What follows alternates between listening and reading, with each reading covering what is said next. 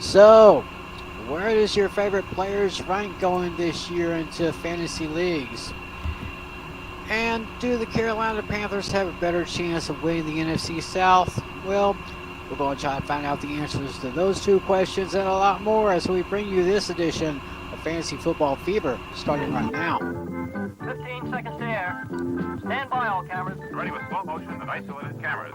Stand by, videotape, and roll tape. And tape is rolling in less than 5, in 3, 2, 1. Take tape.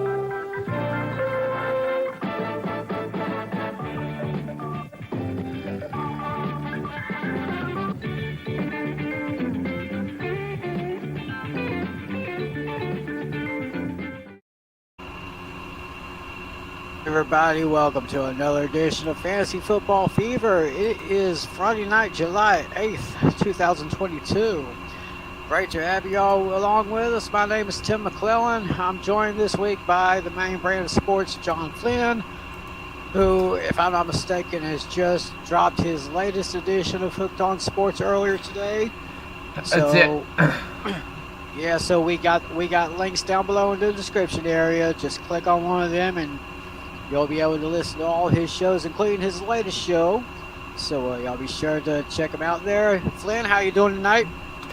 I'm doing great, Tim. Because it was a long day, but I got things done that had to be done, and here I am tonight talking some football with you tonight.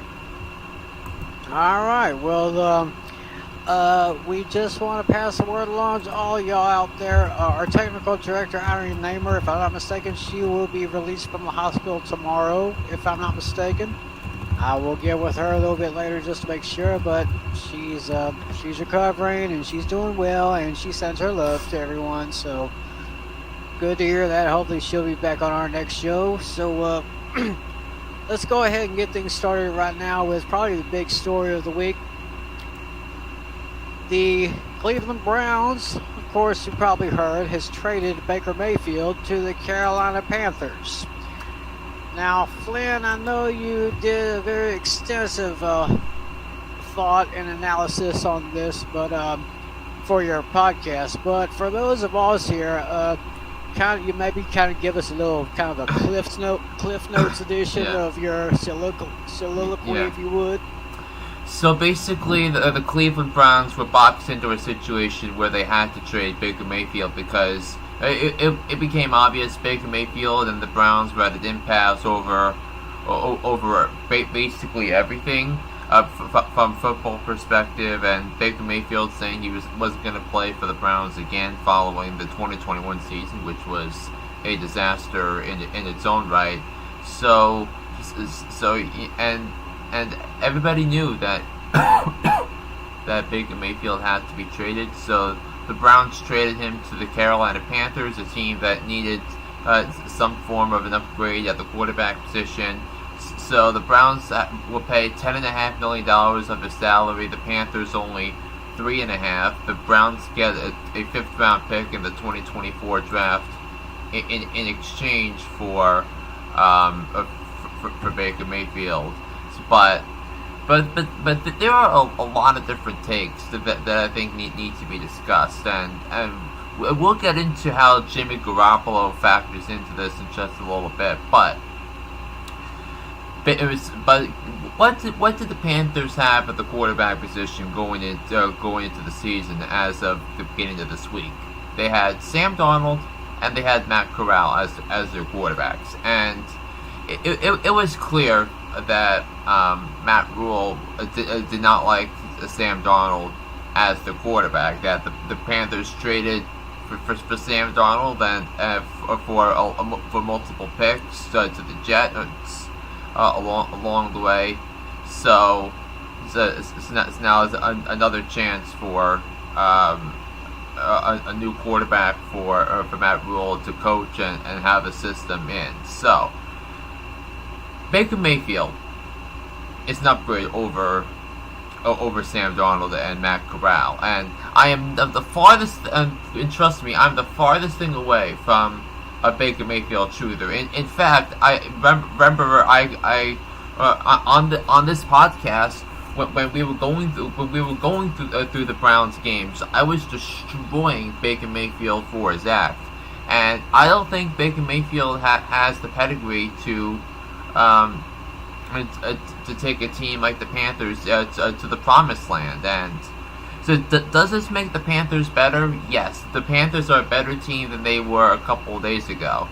But in a division with the New Orleans Saints, the Tampa Bay Buccaneers, and in a potential NFC wildcard jockey hunt with Dallas or Philly, whoever doesn't win that division, you got to think about San Francisco. You got to think about Minnesota. You need to think about Arizona, especially when DeAndre Hopkins comes back from the suspension. So, but all in all, I thought the Panthers upgraded a quarterback, but I don't think it was the quarterback upgrade they were looking for. So Baker Mayfield is an upgrade. I think the Panthers missed out on a huge opportunity here when they missed the opportunity to trade for Jimmy Garoppolo. Garoppolo is a winner. Garoppolo is the professional at the quarterback position. When it comes to the locker room presence, when it comes to him finding a way to win games when his team is not playing at its best. The best example of that was the NFC divisional playoff game against the Packers and their vaunted defense. That the 49ers did not play as well as they did the week before in Dallas. The Packers went down the field. They scored a touchdown on the opening. I believe it was their second possession of the game. It was 7-0. The 49ers could have easily rolled over and played dead, but they chose not to, and as a result, he kept his team in the game. He managed the game effectively, and the Panthers just really needed a game manager at the quarterback position because the offensive line is improved.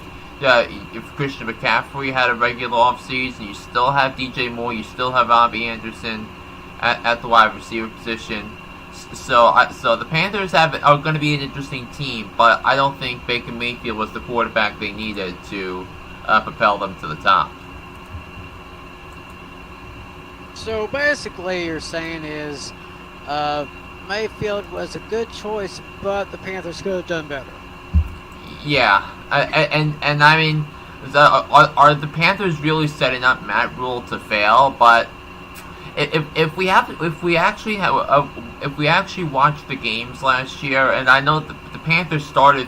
Remember, the Panthers started 3-0, and then they lost 12 of their last 14 games to end the season, and there were a lot of things that Matt Rule did that rubbed fans the wrong way in terms of an in-game management, but very soon, Matt Rule is soon going to join a list of college coaches that failed in the NFL. I know you're thinking about Urban Meyer, but it's nowhere near as bad as Urban Meyer. But there are, and you can relate to when remember when the Falcons had Bobby Petrino that one year, and then he quit on them mid-season.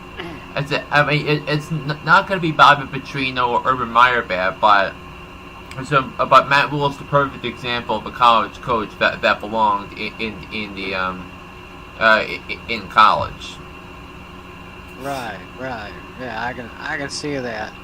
Yeah, the Urban Meyer experience in Jacksonville was pretty much a total failure right from the get-go, and the Bobby Petrino in Atlanta, that of course did not work out too well, but hopefully, but I'm still thinking that Tampa Bay is the team to beat in the NFC. I mean, definitely in the NFC South, but we'll just see what happens there. And speaking of quarterbacks, we're going to start our analysis right now of fantasy football rankings.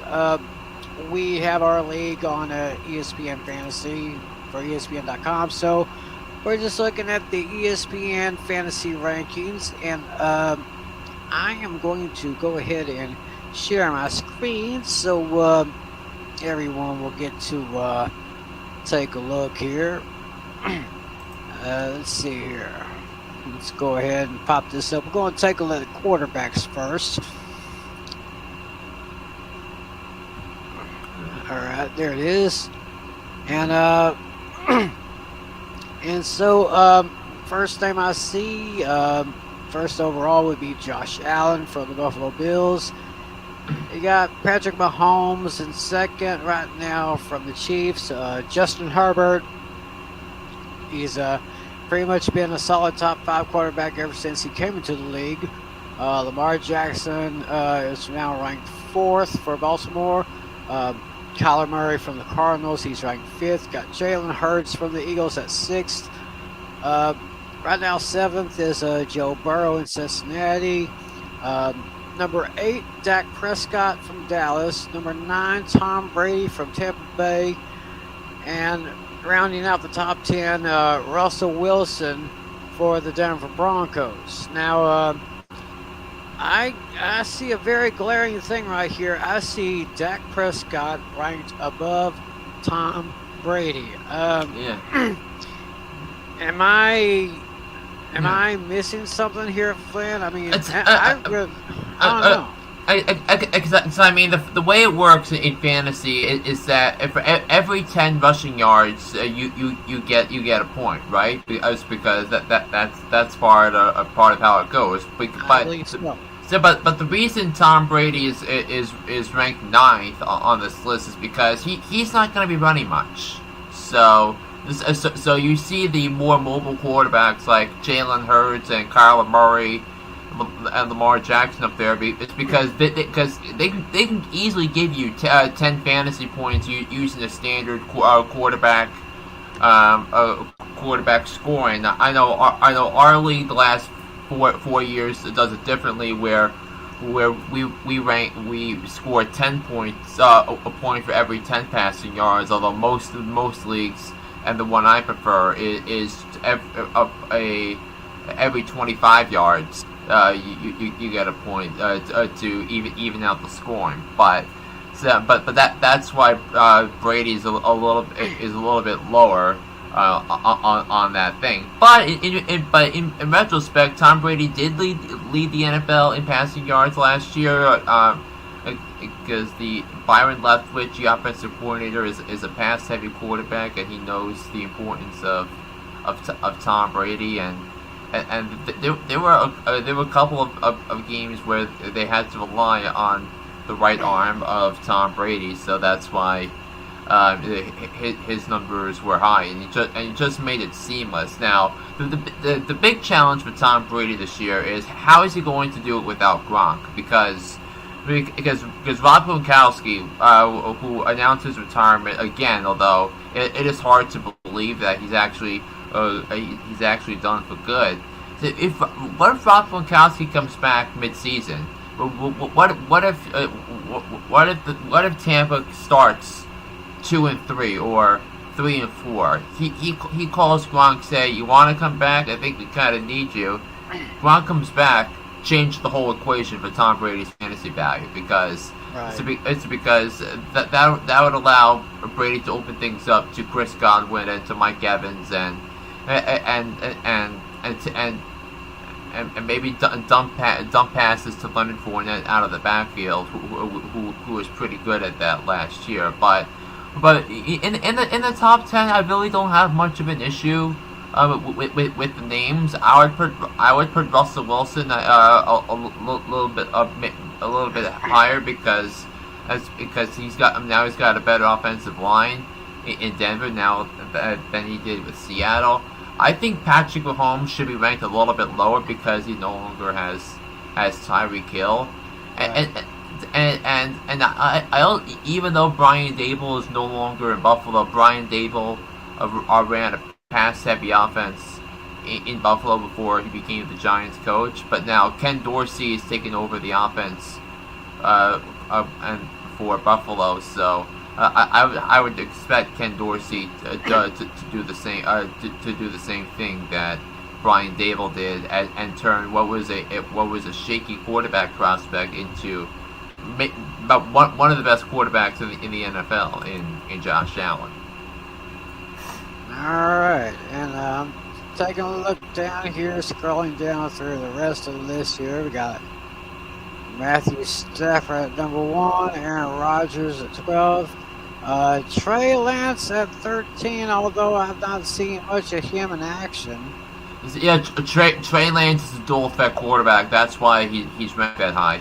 Because this was the Kyle Shanahan draft pick special. Remember, the 49ers traded all those picks to get Trey Lance because they think Trey Lance is a dynamic playmaker.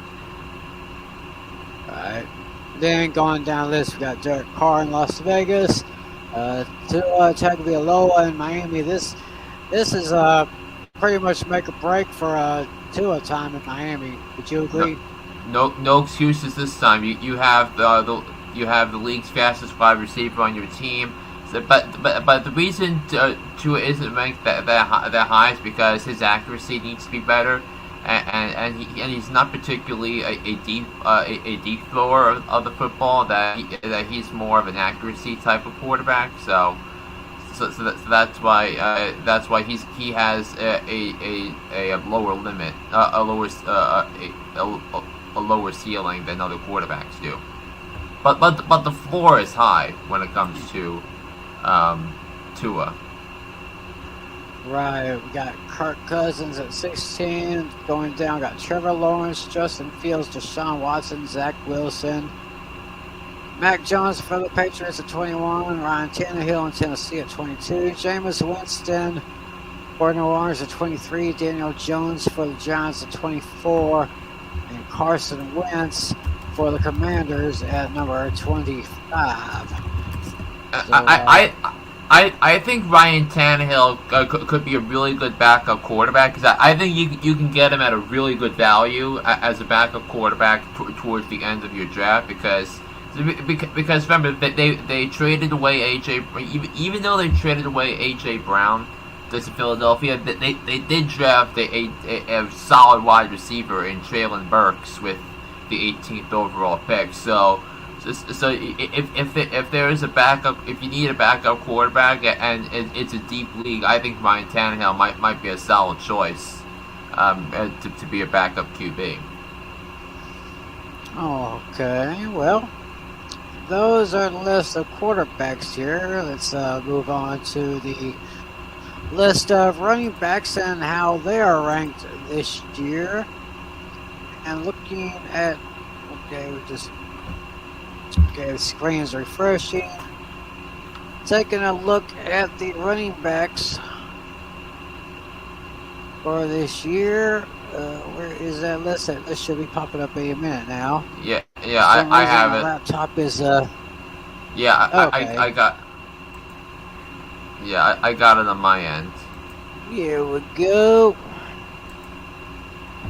What's pretty much expected, Jonathan Taylor, who has pretty much been lighting up the league last couple of years, is ranked number 1. Christian McCaffrey, number 2. We got Austin Eckler for the Chargers at number 3, with Derrick Henry for the Titans at number 4. Najee Harris for the Steelers at number 5. Dalvin Cook for the Vikings at number 6. Joe Mixon's at number 7 with Cleveland. And, of course, the aforementioned Leonard Fournette is at number 8 in Tampa Bay. Alvin Kamara for the Saints at number 9.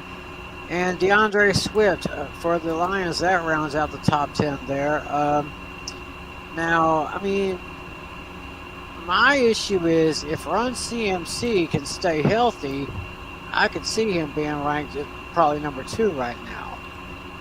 Right, and that's why Eric Carabell ranks him at number 6 instead of number 2 because of the health that he hasn't played a healthy season since 2019, and that was when Cam Newton and Kyle Allen were the quarterbacks of that team. So that tells you something. But look, Jonathan Taylor has the benefit of running behind one of the league's best offensive lines. They have a Hall of Fame type talent at left tackle in Quentin Nelson, who came out of Notre Dame, and so that's why when they ran such an efficient clip, at such an efficient clip. That is because of that offensive line that really put the Colts in a position to make the playoffs before Carson Wentz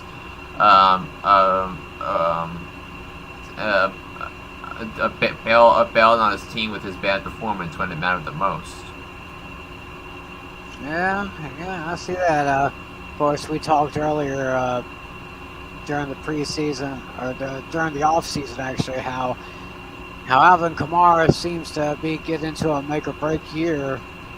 Yeah, but remember, Alvin Kamara is expected to be suspended for a part of the season because I don't know if you remember the incident he had after the Pro Bowl in Las Vegas with domestic violence incident. So, right. So all the talk has been about Deshaun Watson and his situation, but Alvin Kamara's situation has flown under the radar the entire way, and Kamara is going to be suspended, I think, for that very reason. Yeah, I could probably see about maybe 6 games. Yeah. So, but that shouldn't preclude that shouldn't prevent fantasy owners from taking a chance on him, and then you can draft another good running back right away. Right. That's this way you get some production out of that while Kamara is gone. Alright, and looking down the list here, we have Javonte Williams in Denver. We got Aaron Jones in Green Bay, Nick Chubb Cleveland, David Montgomery in Chicago, James Conner, Cam Akers, Saquon Barkley, Antonio Gibson for the Commanders, Ezekiel Elliott at number 19. I don't know about Zeke at number 19. Of course, I mentioned earlier this offseason that his yearly yards per average rating has been kind of going down every year since his rookie year in 2016. Yeah, I remember, didn't I say on the podcast that last month that I think Tony Pollard is going to be a better running back this year than Ezekiel Elliott? I believe you did mention that, and I kind of have to agree with you there, because when you look at Tony Pollard, I mean, he's not a starter, but he is a solid backup. I mean, I'm telling you, this Tony Pollard, he kind of reminds me of the late, great Marion Barber, kind of a power back, I guess if you could use that phrase there. And I think Tony Pollard can be a 1,000-yard rusher this year, so I definitely think Tony Pollard is going to be undervalued because of that, especially with Zeke continuing to decline and all that. And remember, and some of the names on here. So we mentioned at length at the start of about last month when we were talking about running backs under pressure. We talked about Derrick Henry. We talked about Saquon Barkley. Well, if you scroll down the list, we talked about Clyde Edwards-Helaire from Kansas City, who's at number 31. So these guys are under a lot of pressure. And we just happened to mention Tony Pollard. He is ranked number 33 right now. Yep. And, so I'm just taking a look at this list here. They go down to number 50 with Jamal Williams for Detroit.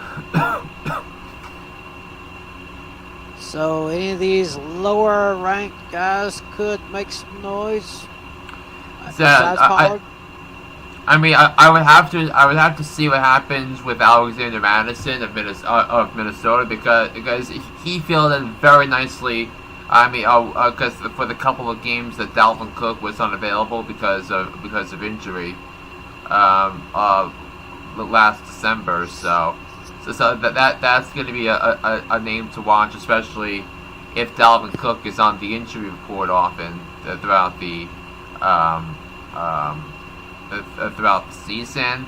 You have to wonder about Nyheim Hines, of course, if Jonathan Taylor can't go. James Cook of the Buffalo Bills might be is going to be an interesting name to watch because he was. I think the Bills took him with their 3rd round pick out of the University of Georgia, and Devin Singletary's stock has been falling the last couple of seasons. So this could be a really interesting opportunity for James Cook to make an impact on a Super Bowl contender like the Buffalo Bills. Interesting list for running backs right there. We are going to move on now. Let's talk about the wideouts for this coming year.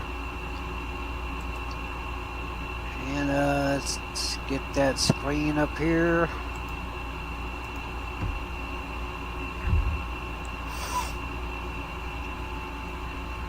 Okay.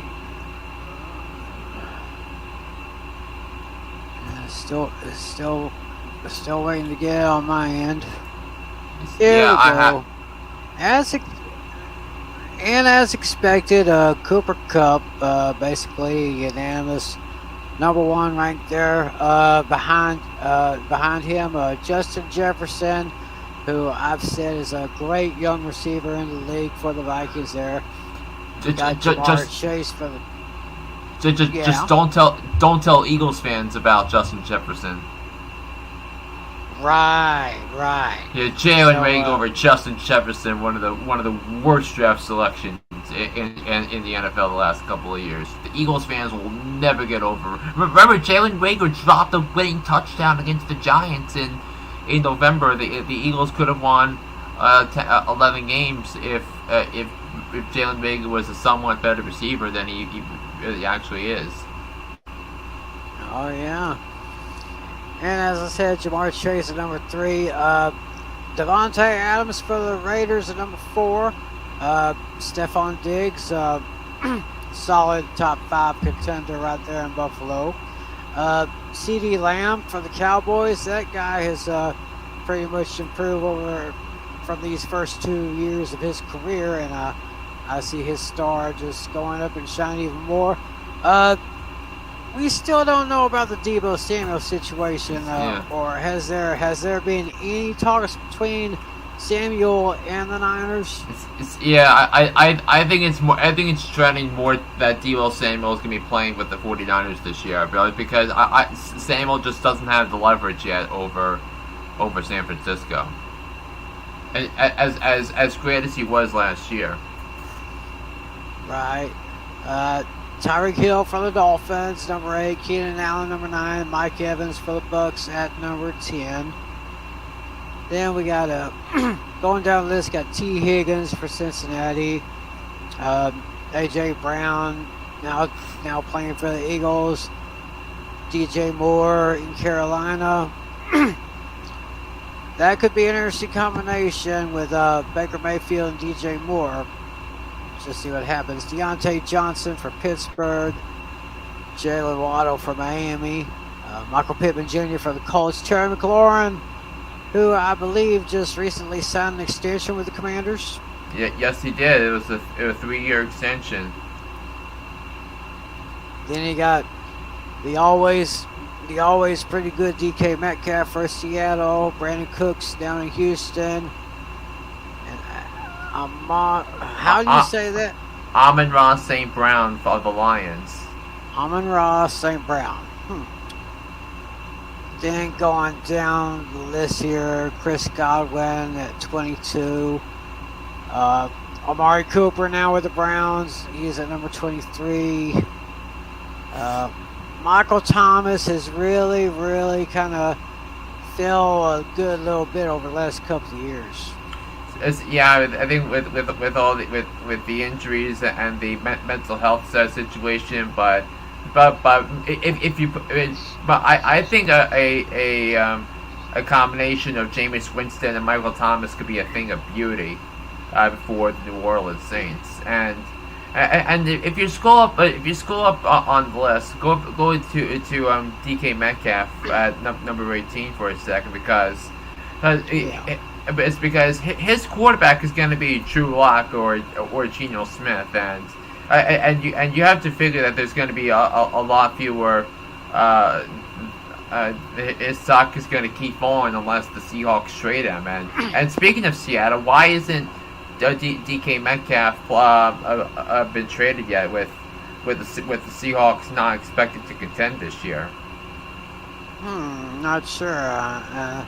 I gotta see where Tyler Lockett is. I don't see him. There he is. Alright. He's at number 35 right there. Yeah.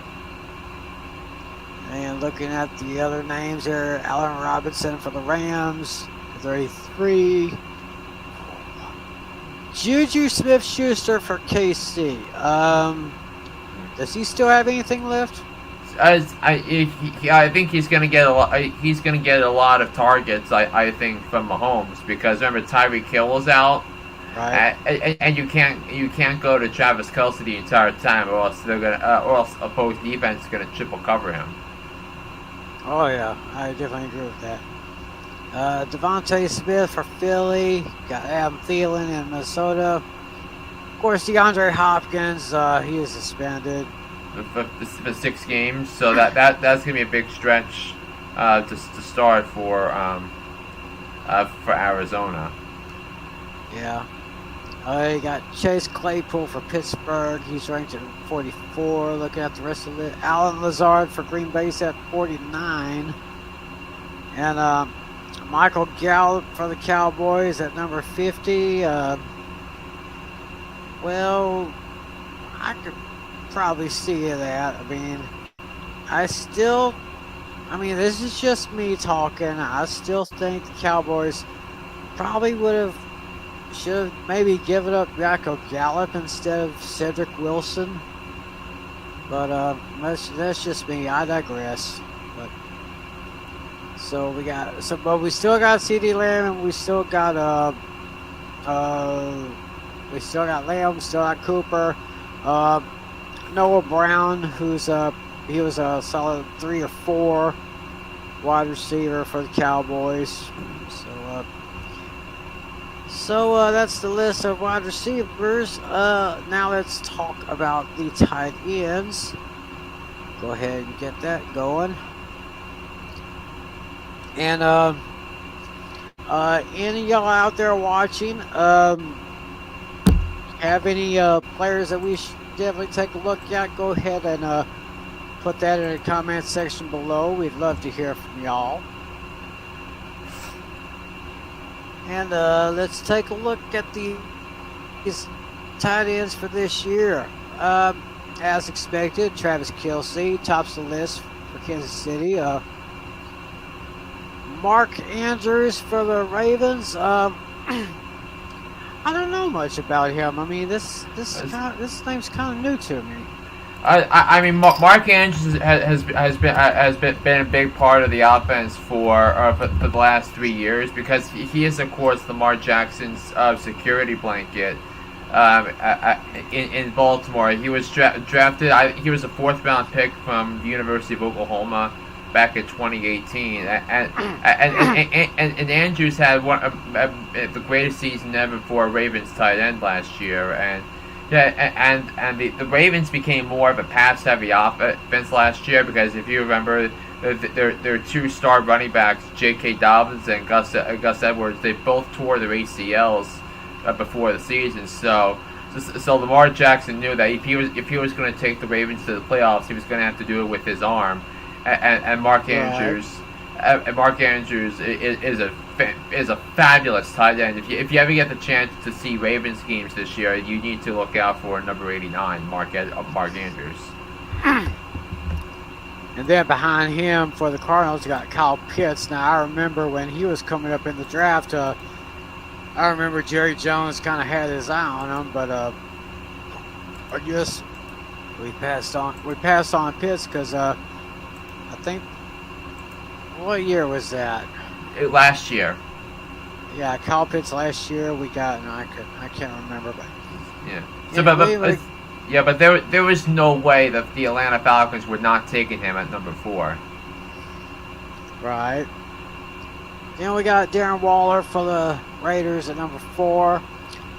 George Kittle, do you see a bounce back year for him? Yes, I do. Because Kittle's healthy now. Oh, that's good. That's always a good thing for the Niners.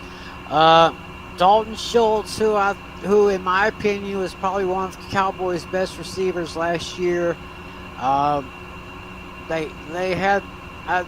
Cowboys had to get rid of Blake Jarwin, because although Jarwin was a good tight end, he was pretty much injury prone.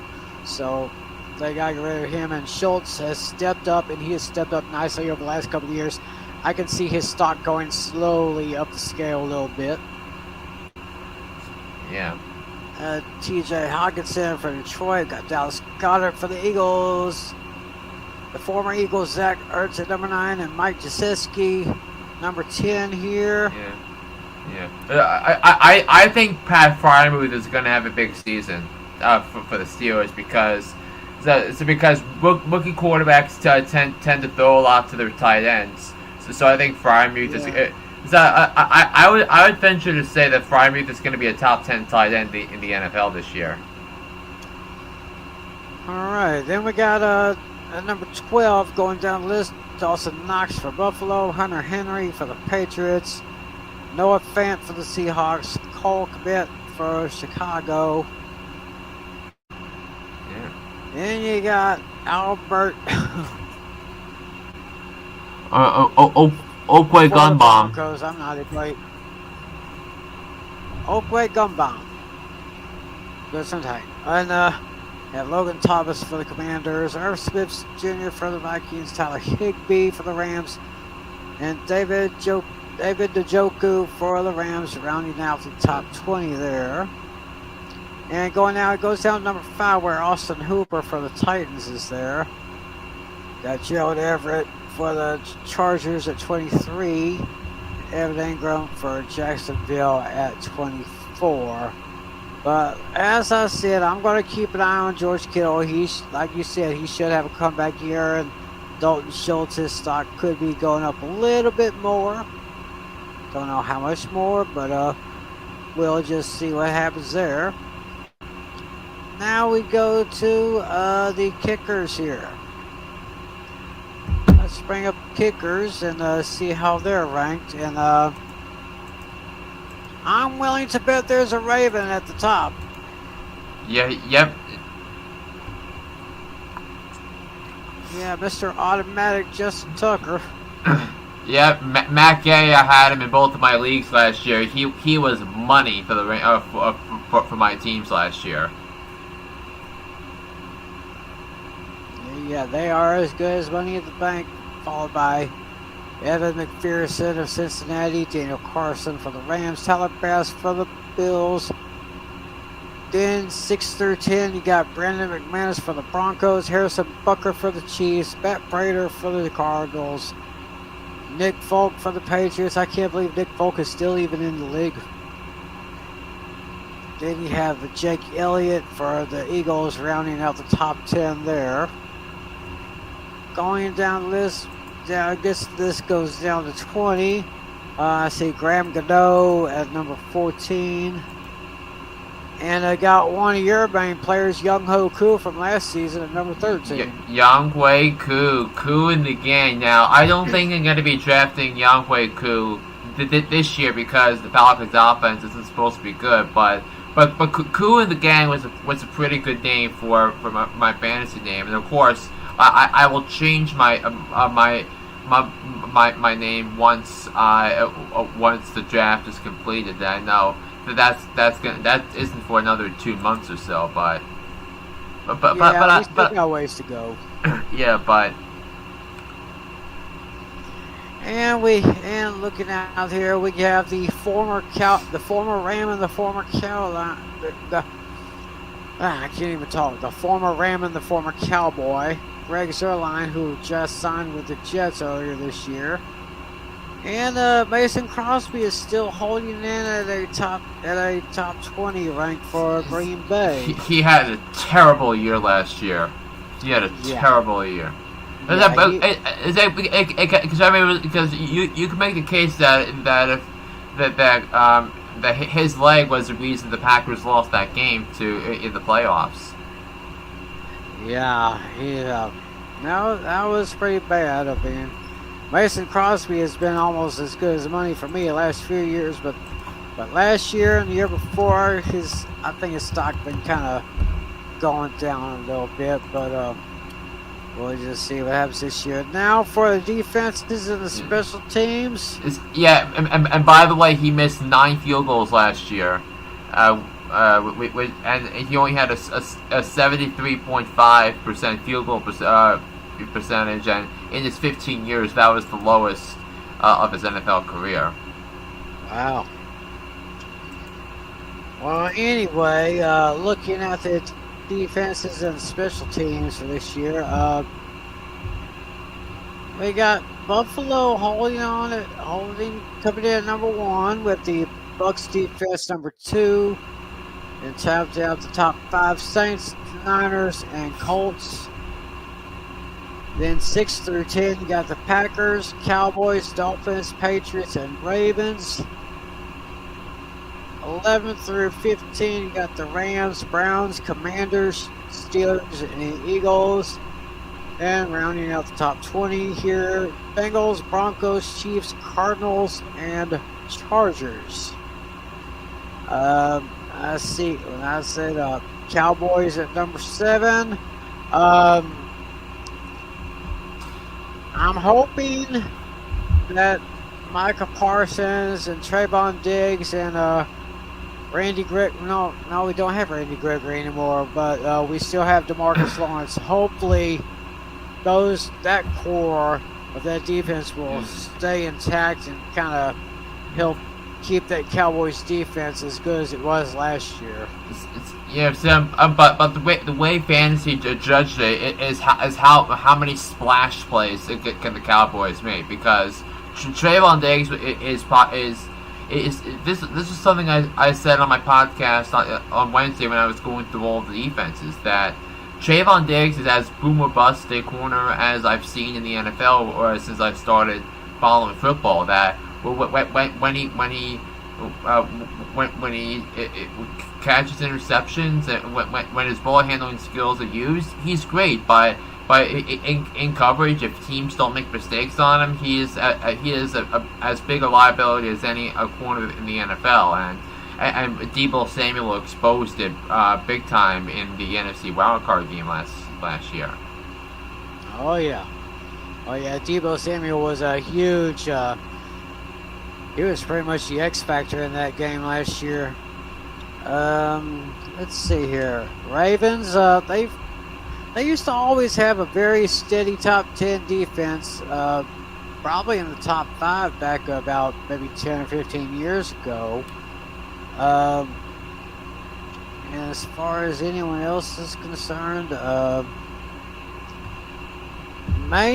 don't know, you may not want to count those Commanders short, because a couple of years ago they had one of the best defenses in the league, and it was their defense that kind of helped push their way to that terrible record to actually help them win the NFC East. But Washington's defense was terrible in the first half, but they did play better as the season went along. They were a much better defensive team when as the season went along. It was particularly because of their secondary. William Jackson, who came over from Cincinnati, had an excellent second half for Washington last year. Right. Well, I really don't have much more to say on this here. Very interesting list. So, those offenses that face those Bills, those offenses better get ready. Because I can see the Bills probably making it to the AFC Championship game again. Yep. Yeah. So, well, that's pretty much the fantasy rankings there, according to ESPN. Of course, we play on ESPN.com, and y'all still got time. They just opened up the registrations again, so make your league and have your draft whenever you want to. Our draft is still about a couple months away, give or take a couple of weeks.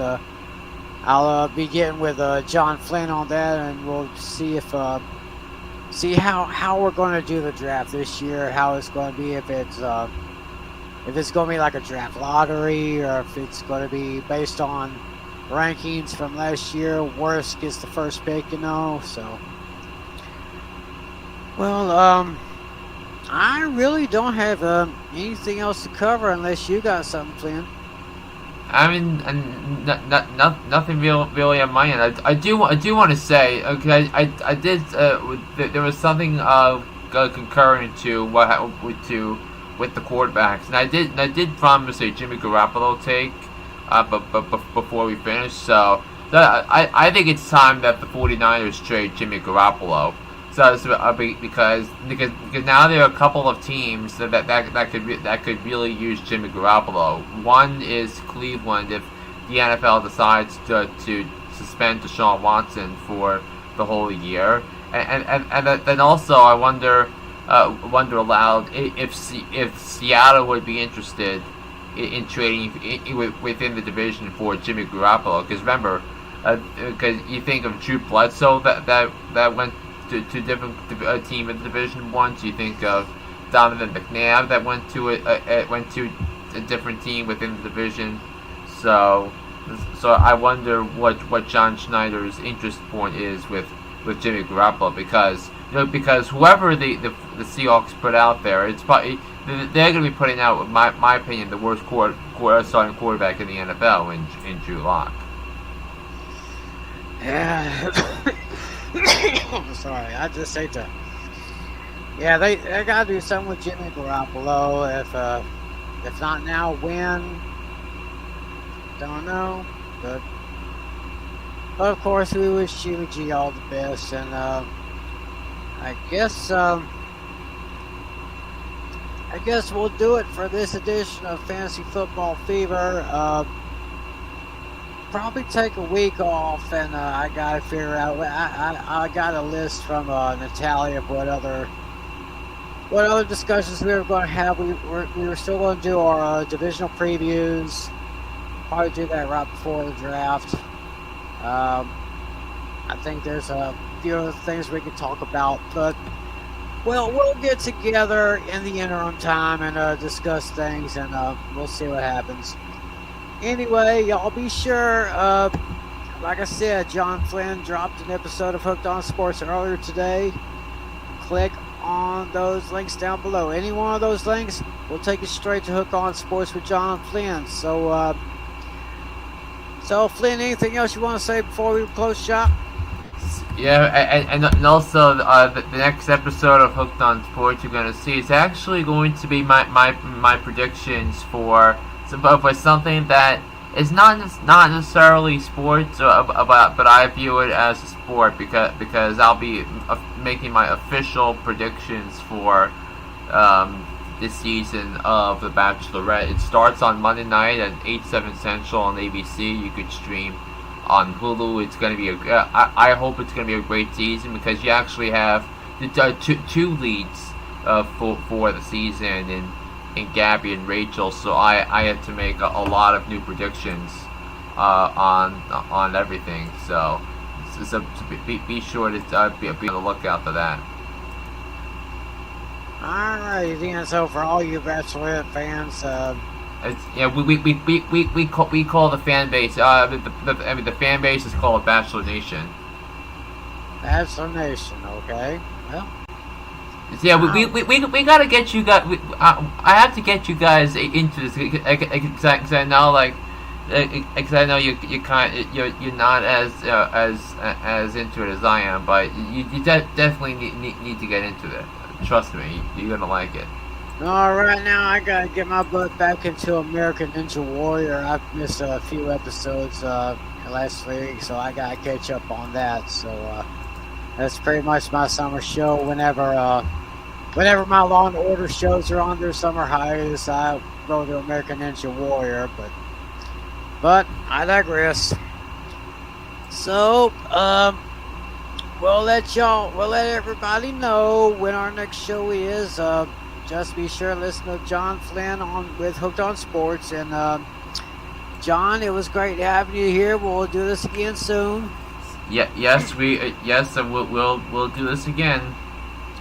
All right, then, for John Flynn and everyone involved with Fantasy Football Fever, my name's Tim McClellan. Thanks for joining us. Enjoy the rest of the weekend. God bless you, and as always, be a good sport. See ya. 15 seconds to air. Stand by, all cameras. Ready with slow motion and isolated cameras. Stand by, videotape, and roll tape. And tape is rolling in less than 5, in 3, 2, 1. Take tape.